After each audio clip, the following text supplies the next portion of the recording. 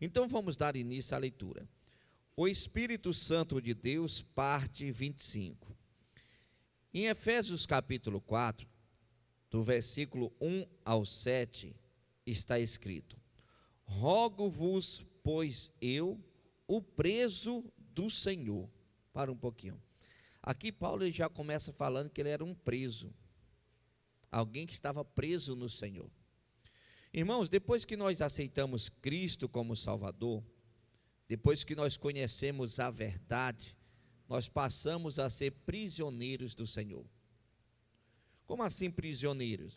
Nós temos uma responsabilidade colocada em nossas mãos pelo Senhor, e não dá para jogar essa responsabilidade fora. Você não faz mais da sua vida o que você quiser. Você sabe que você presta contas da sua vida para o seu Senhor, que é Deus. Por isso que Paulo ele vem e fala um prisioneiro do Senhor. Continuando. Que andeis como é digno da vocação com que fostes chamados. Cada um de nós tem um tipo de chamado.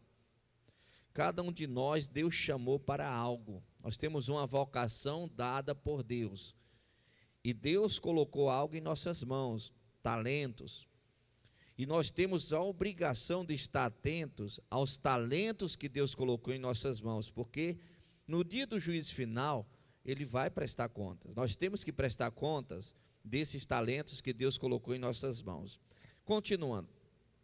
Com toda a humildade e mansidão e com longanimidade, suportando-vos uns aos outros em amor. Aqui ele menciona a respeito de ser humilde, ser manso, e fala sobre suportar. Na vida, nós iremos lidar com situações e com pessoas que nós temos que aprender a suportar. São pessoas difíceis de lidar, são pessoas irreconciliáveis, e nós temos que saber suportar essas pessoas. É por isso que precisamos do Espírito Santo, porque o homem natural, ele não vai conseguir suportar pessoas desagradáveis. Continuando, procurando guardar a unidade do Espírito pelo vínculo da paz. Há um só corpo e um só Espírito, como também fostes chamados, em uma só esperança da vossa vocação. Um só Senhor, uma só fé, um só batismo, um só Deus e Pai de todos, o qual é sobre todos e por todos e em todos. Mas a graça foi dada a cada um de nós, segundo a medida do dom de Cristo. Aqui ele menciona um só Senhor, está se referindo à Trindade divina, Pai, Filho e Espírito Santo. Uma só fé, ou seja, uma fé verdadeira, uma fé genuína, pautada na palavra de Deus. Um só batismo, que é aquele batismo bíblico. O que é o batismo bíblico? O batismo nas águas, que você passa por ele acreditando. Você aceita Cristo como Salvador, você entende que o próximo passo é o batismo e você se batiza. Passou pelo batismo? Ok, pronto. Nunca mais você precisa se batizar. Se você estava ciente do que você estava fazendo, você não precisa mais se batizar. Um só batismo. Pastor, mas se eu for para uma religião e ela falar que eu tenho que me batizar lá, você não sabia o que você estava fazendo quando você se batizou? Não, eu sabia. Então essa religião você não pode fazer parte dela, porque ela já está orientando você a desobedecer uma regra de Deus. Ela está achando que o batismo da igreja dela, da religião dela, é mais importante do que o batismo bíblico. O batismo não está vinculado, irmãos, a uma placa de uma igreja. O batismo não está vinculado a uma doutrina ministerial. O batismo é bíblico. Uma pessoa pode se batizar, se ela crê em Cristo, se ela aceita Cristo, ela pode se batizar independente do ministério, ou independente que ela tenha um ministério ou não. Tem gente que se batiza e não tem ministério nenhum. Às vezes está uma localidade que nem igreja tem, então essa pessoa não pode se batizar? Lógico que pode. Se tiver uma autoridade espiritual ali que possa realizar aquele batismo, a pessoa pode se batizar. Agora, lógico, é importante a pessoa congregar, tem que congregar. Só que o batismo ele não está condicionado a uma placa de uma igreja, a uma doutrina ministerial. Então, quando a pessoa aceita Cristo e passa pelo batismo nas águas, pronto, é um só batismo, não precisa se batizar mais nunca. Se algum dia você errar, se algum dia você pecar, você pede perdão, você renuncia àquele pecado, você não comete mais aquele pecado. Você não precisa se batizar de novo. Continuando. Aqui o apóstolo Paulo está exortando os crentes a viverem de acordo com a sua chamada como discípulos de Cristo. Ele pede que eles sejam humildes, mansos e pacientes, suportando uns aos outros em amor para manter a unidade do Espírito. O autor também destaca a importância da unidade da fé cristã, dizendo que há um só corpo, ou seja, a igreja, e um só Espírito. Os crentes foram chamados para ter esperança juntos, para adorarem um só Senhor, acreditarem em uma só fé e receberem um só batismo. Então nós temos que entender que quando nós começamos a seguir as orientações de Deus, começamos a praticar e começamos a buscar o Espírito Santo, ele vai nos fortalecendo e nós vamos tendo discernimento. E quando você busca o Espírito Santo, você tem um discernimento que uma das coisas que você tem que fazer é congregar. Você tem que ser membro de uma igreja. Você tem que se envolver com a igreja. Você tem que trabalhar em prol da igreja. As igrejas, todas as igrejas, todos os servos de Deus verdadeiros, e aí nós encontramos um pouco em cada ministério diferente, formam o corpo de Cristo, a unidade, a igreja verdadeira. A igreja verdadeira é formada por pessoas que seguem a Deus verdadeiramente. Aí você encontra um pouco dessas pessoas em cada ministério. Não existe uma igreja placa perfeita. Ah, essa placa aqui ministerial é perfeita, essa igreja aqui é a igreja verdadeira. Mentira, irmãos. A igreja verdadeira é formada por todos os servos de Deus. Um pouquinho está na Universal, um pouquinho está na Mundial, um pouquinho está na Assembleia, um pouquinho está na Graça, um pouquinho está na Deus e Amor, e aí vai espalhando. Todos no mundo espiritual formam a igreja verdadeira. Não é uma placa ministerial. Mas vamos continuar. O povo de Deus precisa congregar. Congregar em uma igreja é importante para receber ensinamentos, louvar a Deus, buscar a comunhão e fortalecer a igreja. Quando congregamos, contribuímos para a edificação do corpo de Cristo e a expansão do reino de Deus na terra. Todos possuímos dons, talentos e habilidades que devem ser utilizados em benefício da igreja de Cristo. O que é interessante, irmãos, todos nós temos dons, talentos, habilidades. Você pode usar isso em prol do reino de Cristo. Você pode usar isso em prol da igreja que você congrega.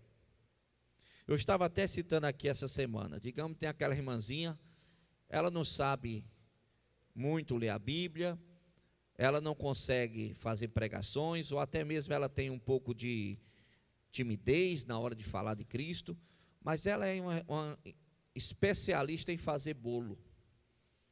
Ela vai lá, faz um bolo, 30 pedaços, faz uma garrafa de café, ela vai para uma esquina, põe lá a mesinha dela, com a cadeirinha dela, o caderninho de oração, ela pega da igreja dela um pouco de folheto de evangelismo, quem está passando, fala, meu amigo, você quer deixar seu nome para oração? Você aceita um cafezinho? Dá um cafezinho com um pedacinho de bolo, entrega um convite, gostaria de te convidar para visitar a nossa igreja. Aquela pessoa ela vai ficar impressionada de tal forma, de tal maneira, ela vai se sentir tão amada e tão acolhida, que ela faz questão de conhecer a igreja dela. Não por causa da igreja dela, não por causa de Jesus, mas por causa dela que tratou ele bem. Então a pessoa usa aquele dom, gastou quase nada, deu 30 pedaços de bolos, evangelizou 30 pessoas. E dessas 30 pessoas, pode ter certeza, nem que seja 10, vai visitar a igreja dela. Então ela usou o dom dela em prol da igreja dela. Ela usou o dom dela em prol da obra de Cristo, em prol do reino de Deus. Quantas coisas a pessoa pode fazer, irmãos, em prol do reino? E às vezes não fazemos. Às vezes não estamos produzindo para a nossa igreja. Às vezes não estamos produzindo para o reino de Deus.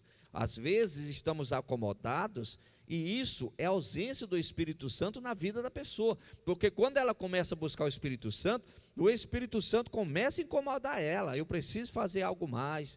Eu preciso fazer alguma coisa pelo meu Senhor. Ele morreu naquela cruz por mim. Ele ressuscitou por mim. Eu preciso alcançar pessoas, mostrar para as pessoas que ela tem um Deus que morreu por ela e que ressuscitou por ela. A pessoa que tem o Espírito Santo, ela começa a buscar, ela sente essa cobrança, ela não se acomoda. Continuando. Hebreus capítulo 10, versículo 25. Não deixemos de reunir-nos como igreja, segundo o costume de alguns, mas encorajemo-nos uns aos outros, ainda mais quando vocês veem que se aproxima o dia. Aqui o dia que está falando é a volta de Cristo. Aqui fala o seguinte: não deixemos de congregar, de nos reunirmos como igreja, como costume de alguns.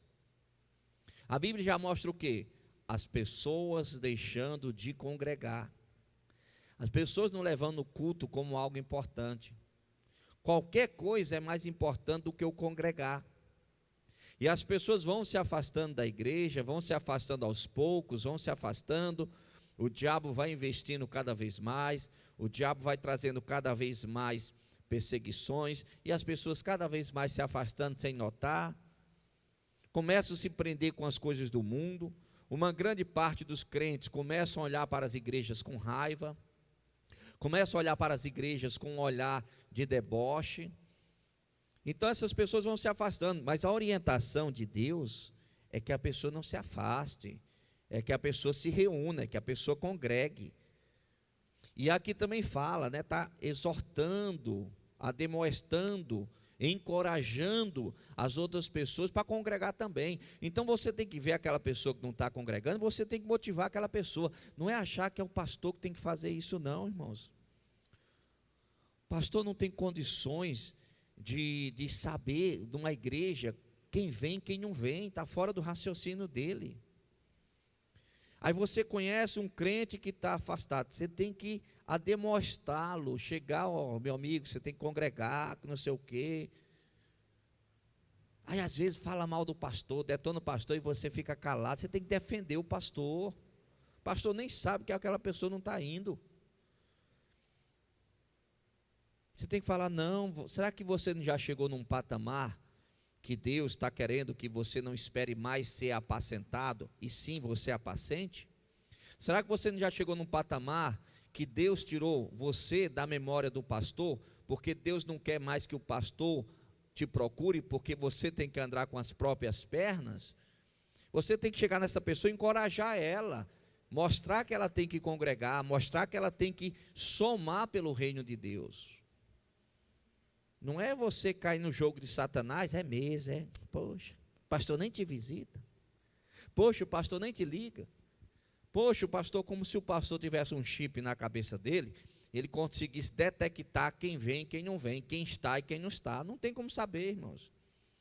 Se a ovelha não se comunicar com o pastor, ela sai da igreja, o pastor não sabe. Ela adoece, o pastor não sabe. Ela morre, o pastor não sabe. Vira pó, o pastor não sabe. Chega no dia do juízo final, o pastor não sabe nem que era a ovelha dele. Então a pessoa tem que entender que quando fala em congregar, é para você somar. Não é para você esperar ser paparicado. Você está para somar. E o seu vínculo de pessoas, de contatos, é mais os seus irmãos do que o próprio pastor. Quando eu falo irmãos, estou falando irmãos em Cristo. Porque geralmente a pessoa vai na igreja, ela vai só, depois ela leva um colega, um vizinho, e ali passou o seu irmão em Cristo da igreja. Então, quando você notar que aquela pessoa não está indo, é você que tem que apacentar. Não é esperar que o pastor faça isso. Então, tem tanta coisa, irmãos, que as pessoas podem fazer para facilitar e às vezes escolhe o caminho mais difícil. E aqui em Hebreus nós encontramos já relatando pessoas deixando de congregar. Se naquela época as pessoas já estavam deixando de congregar, no início da igreja, imagine nos dias de hoje. Continuando. Devemos frequentar a igreja e incentivar as demais pessoas para fazerem o mesmo. Somos ovelhas do Senhor e devemos nos reunir sempre para cultuarmos a Deus. Não poderei deixar de falar que a igreja não é um lugar de gente perfeita.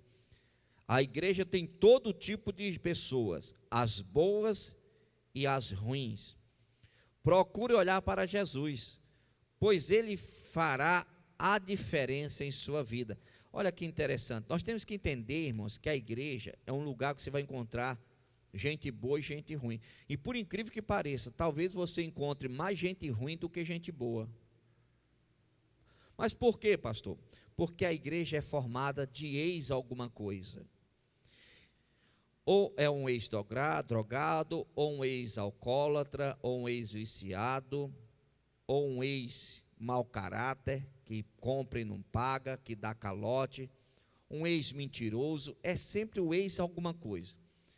E uma grande parte dessas pessoas que já se denominam igreja, que já se denominam crentes, elas ainda não foram libertas por completo. Não manifesta demônio, você pode colocar a mão na cabeça e orar que não vai manifestar demônio, mas ainda não teve o caráter transformado. Então o que acontece? Ela acaba escandalizando muito. Ela está dentro da igreja, mas se ela tiver uma oportunidade de mentir, ela mente. Ela está dentro da igreja, mas se ela tiver uma oportunidade de se prostituir, ela se prostitui. Ela está dentro da igreja, mas se ela tiver a oportunidade de enganar alguém, ela engana. Está dentro da igreja. Então você tem que entender que a igreja é repleta de ex alguma coisa. Por isso há uma grande possibilidade de você se deparar com mais gente ruim dentro da igreja do que fora da igreja. Por quê? Porque aquela pessoa que está no erro e fala, eu quero uma mudança, deixa eu ir para a igreja. Ela quer uma mudança, ela não mudou, ela quer. E ali, primeira oportunidade que tiver, ela vai pisar na bola com alguém. Por que é que manda olhar para Jesus? Porque Jesus é perfeito. Foi Ele que morreu por nós. Nós congregamos não por causa dos outros, nós congregamos por causa da nossa comunhão com Deus. Você não está aqui congregando para agradar seu colega, seu irmão, seu vizinho, você está aqui congregando para agradar o seu Deus. Por isso você vem, faz a sua parte, e quando um crente se aproximar de você, fica com um olho no peixe e outro no gato. Porque esse ex alguma coisa pode ainda não ter sido liberto. E a primeira oportunidade te dá um calote. Aí você faz o quê? Eu me decepcionei, eu vou sair da igreja porque o irmão da igreja me enganou. Vai sair da igreja porque o irmão da igreja enganou? O que é que a igreja tem a ver? O que é que Cristo tem a ver se você não teve sabedoria e discernimento para enxergar o lobo com facilidade? Assim como da nossa boca sai a palavra sim, da nossa boca também tem o poder de falar a palavra não. Alguém chega até você com alguma proposta ou alguma coisa, ou algum pedido, você tem a opção de falar não. Me empresta R$500 até dia 20. Você tem a opção de falar não. Aí você empresta R$500 até o dia 20. Chega no dia 20, a pessoa nem te atende mais. Chega no dia 30, a pessoa já te bloqueou. Chega 10 dias depois do outro mês, quando você vai até a pessoa, ela te dá a patada. Essa igreja não presta. O que é que a igreja tem a ver? Se você poderia ter falado não.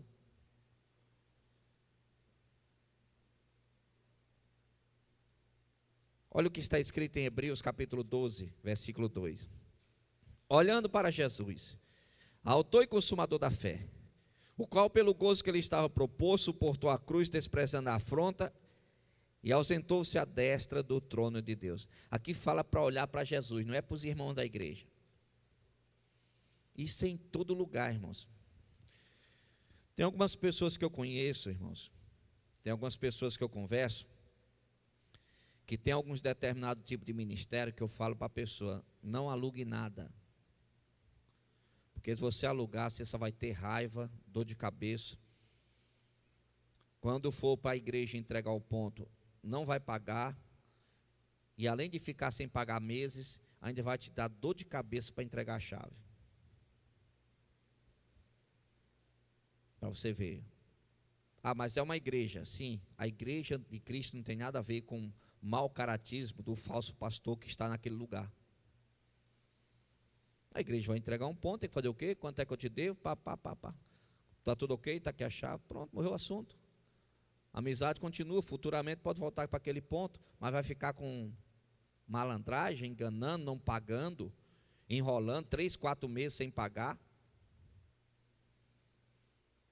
Agora você já imaginou, se o pastor da igreja faz isso, imagina os membros daquela igreja. Por isso, irmãos, nós temos que ter discernimento. Você congrega por causa de Cristo.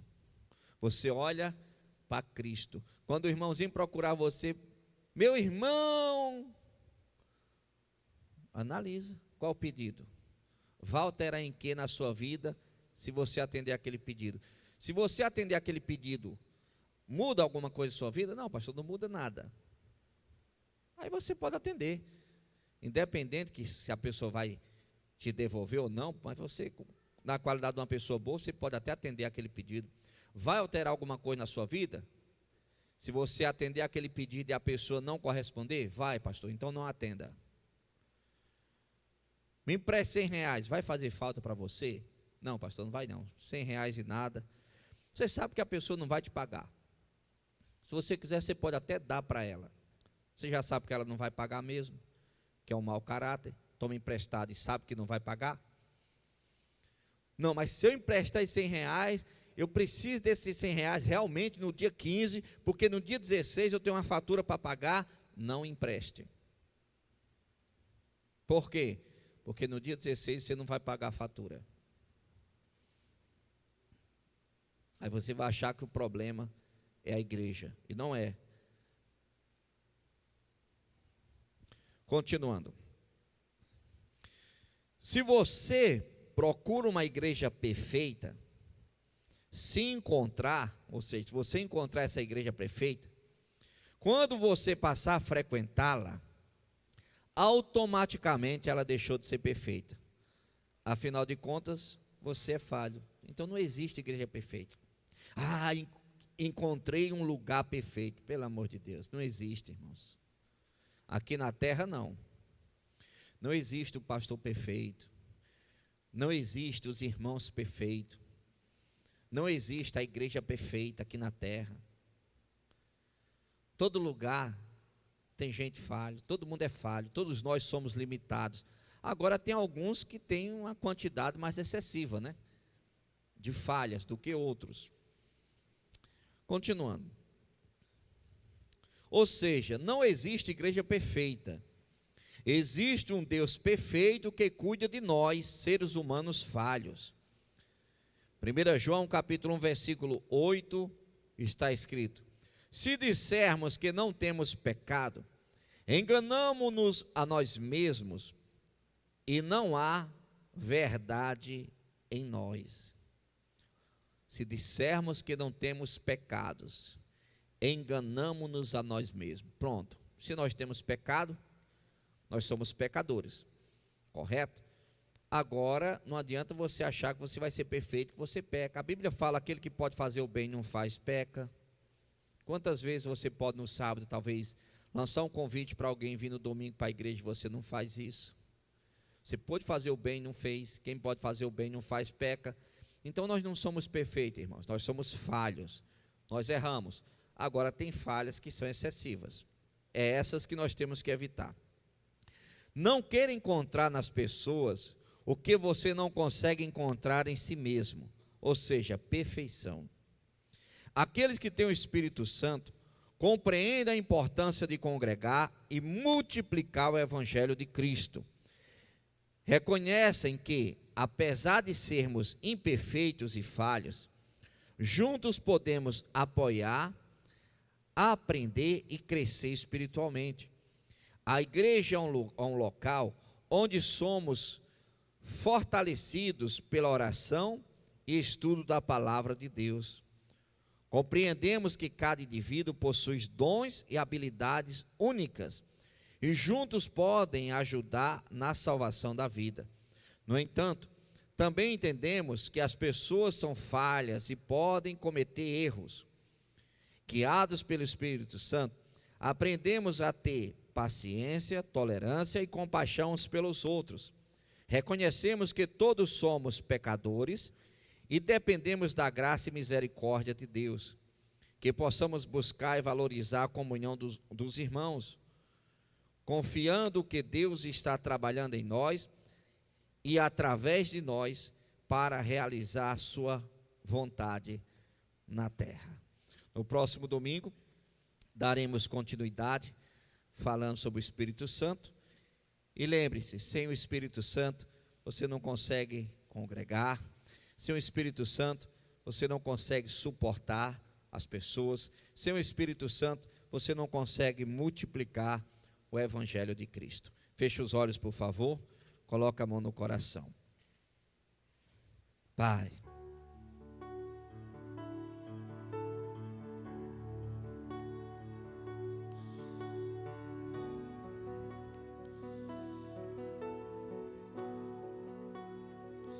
que o Senhor possa, meu Deus, alcançar o teu povo. Que o Senhor Espírito Santo possa vir sobre cada ser humano aqui presente, possa alcançar quem está assistindo, possa, meu Deus, fortalecer a fé do teu povo. Abençoe, meu Deus, o teu povo. Coloca temor, Espírito Santo, em cada coração. É o que eu te peço, Pai, em nome de Jesus Cristo, para a tua glória. Amém. E você que crê, aplaude o Senhor Jesus Cristo bem forte.